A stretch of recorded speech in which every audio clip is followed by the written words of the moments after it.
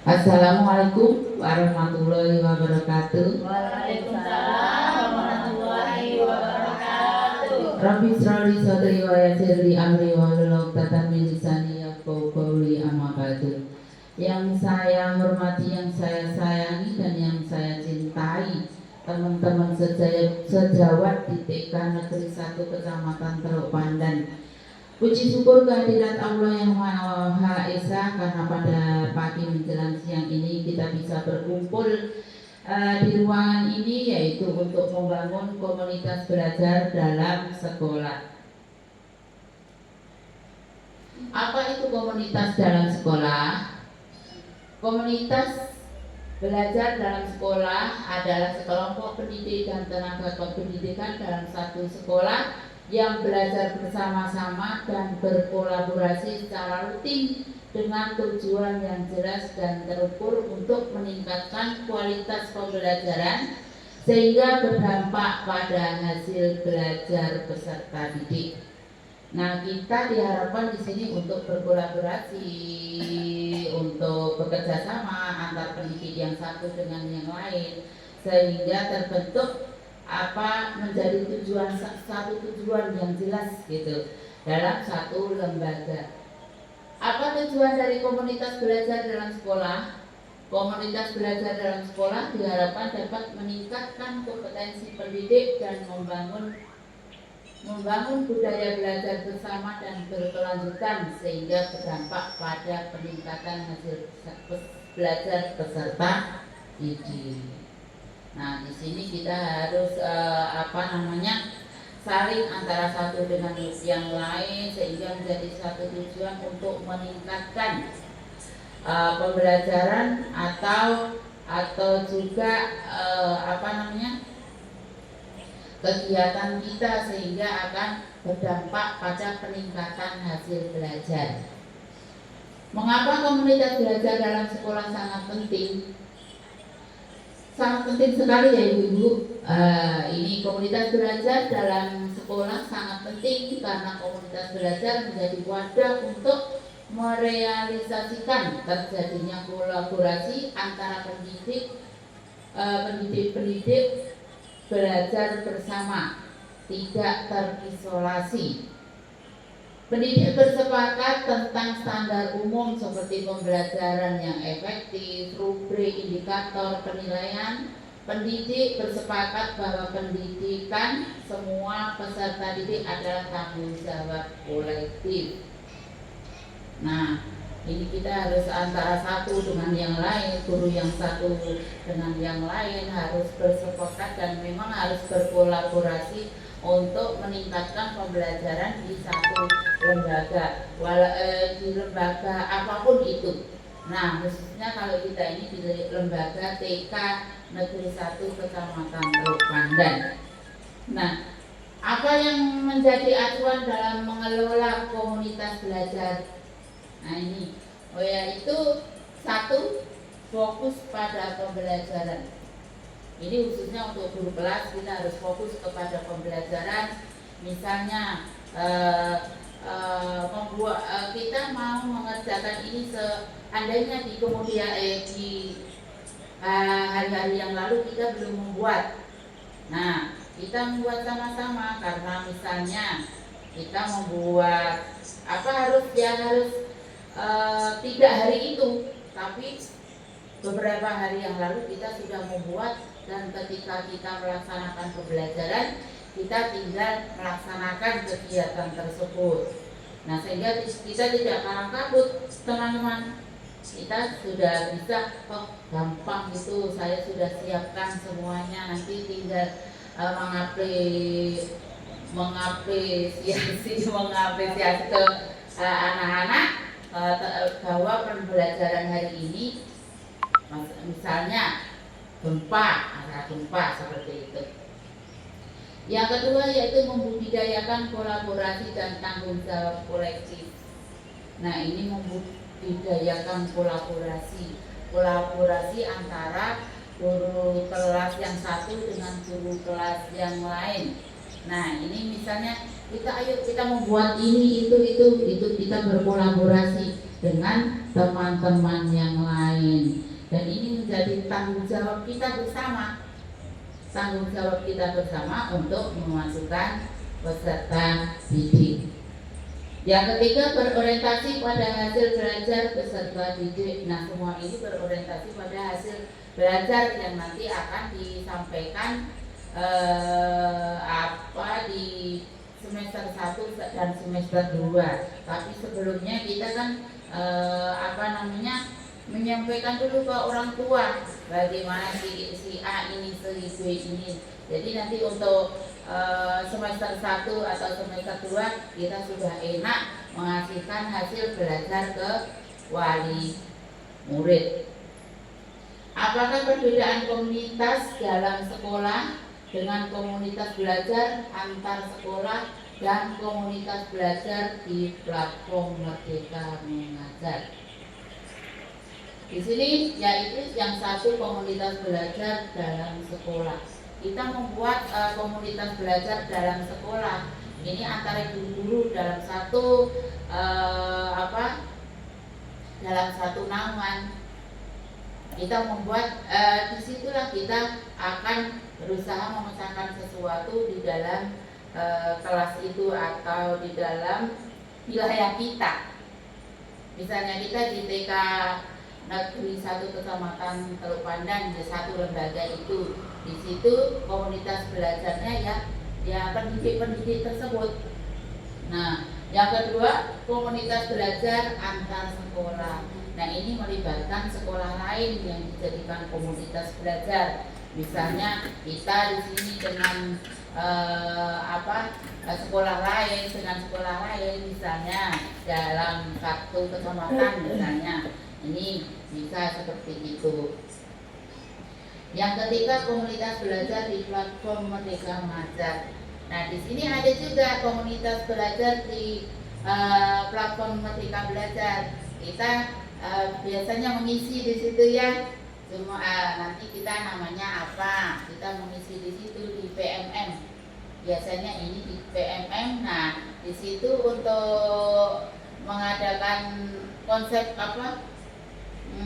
tanya jawab, yang bertanya dan menjawab itu kayak WA ya, kayak WA seperti itu ya. Nah, nanti di situ berdiskusi tentang itu. Yang selanjutnya persiapan melaksanakan komunitas belajar dalam sekolah. Nih, persiapannya ini kepala sekolah mengumpulkan para pendidik di sekolah untuk berdiskusi dan menyamakan persepsi tentang pentingnya komunitas belajar dalam sekolah untuk meningkatkan hasil belajar peserta didik. Nah, ini kepala sekolah ini mengumpulkan para pendidik yaitu untuk berdiskusi, yaitu menyamakan persepsi di sini seperti apa sih nanti untuk komunitas belajar ini. Nah, nanti misalnya komunitas belajar ini dipimpin oleh si A. Nah, si A menerangkan apa yang dia keluh kesahkan di kelas, misalnya seperti itu. Nah, nanti di sini didiskusikan bersama-sama. Persiapan pelaksanaan komunitas belajar dalam sekolah. Ini pendidik di dalam setiap komunitas belajar dalam sekolah menyepakati norma komunitas belajar.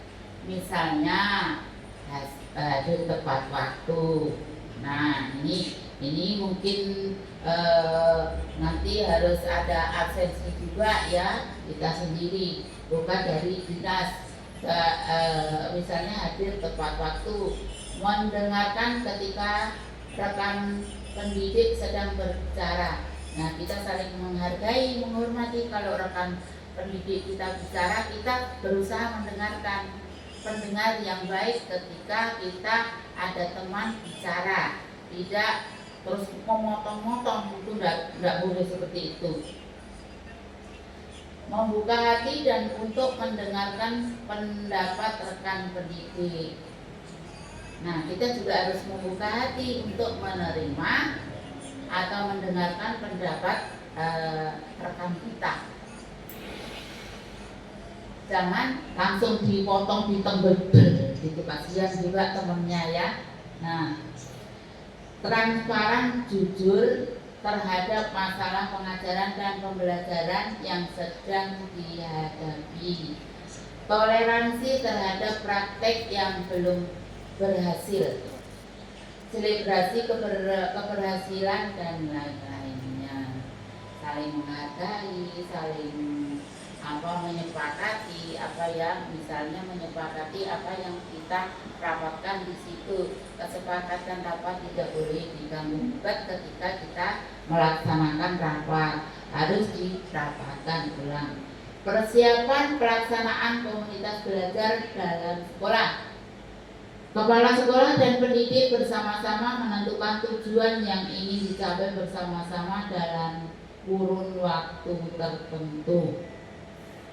Apa sih yang akan kita capai dalam kurun waktu tertentu? Misalnya anak bisa menari ini, misalnya anak harus bisa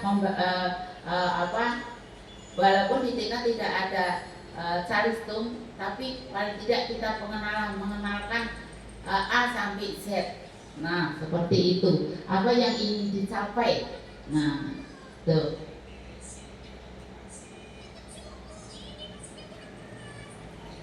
Persiapan pelaksanaan komunitas belajar dalam sekolah.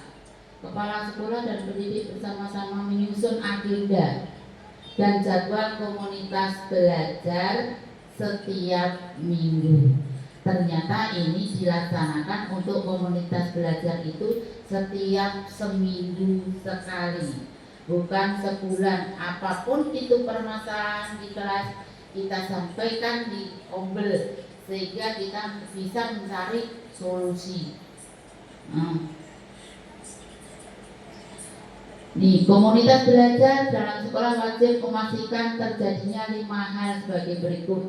Tim bekerja secara kolaboratif dan mengambil peran dan tanggung jawab bersama.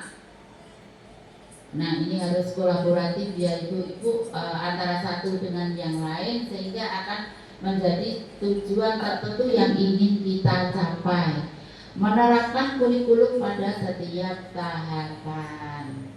Nah, ini ibu guru, walaupun kurikulum di situ juga istilahnya dibicarakan di dalam kompil nanti bagaimana selanjutnya ini misalnya. Yang ketiga, memantau pembelajaran siswa dengan progres penilaian berkelanjutan. Nah, ibu-ibu, kita untuk penilaian pakai apa saja? Anekdot, checklist, anekdot, portofolio, gambar berseri, hasil karya. Ya. Menggunakan hasil penilaian umum untuk melatih anggota komunitas, membangun kapasitas tim komunitas, memperluas pembelajaran dengan memfokuskan pada peningkatan hasil belajar siswa. Nah, ini menggunakan hasil penilaian untuk melatih anggota komunitas. Menggunakan hasil penilaian untuk melatih anggota komunitas. Nah, nanti kita di situ juga kita dilatih dari hasil penilaian tersebut, bagaimana penilaian ini yang benar, bagaimana penilaian ini yang salah. Nah, yang kelima, memberikan intervensi dan pengayaan yang sistematika, yaitu kita bukan terus kita intervensi ini loh, harus ini tidak, tetapi kita harus kesepakatan bersama. Terima kasih. Ada yang mau bertanya? Silakan. Tentang komunitas belajar ini, kita mungkin memang sudah tahu semua arahnya apa komunitas belajar, tapi mungkin ada sedikit yang gagal. Monggo silakan yang mau bertanya.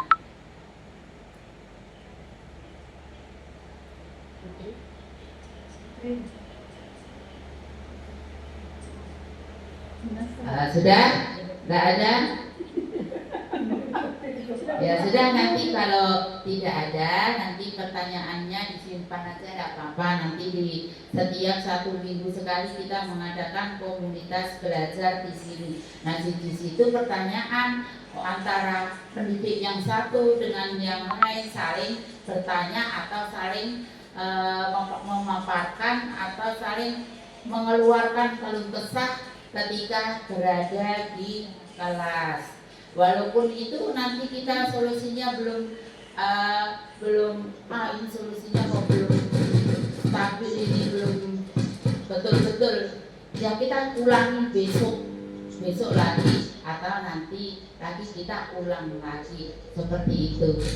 Terima kasih ibu-ibu. Billahi taufiq wal hidayah. Wassalamualaikum warahmatullahi wabarakatuh.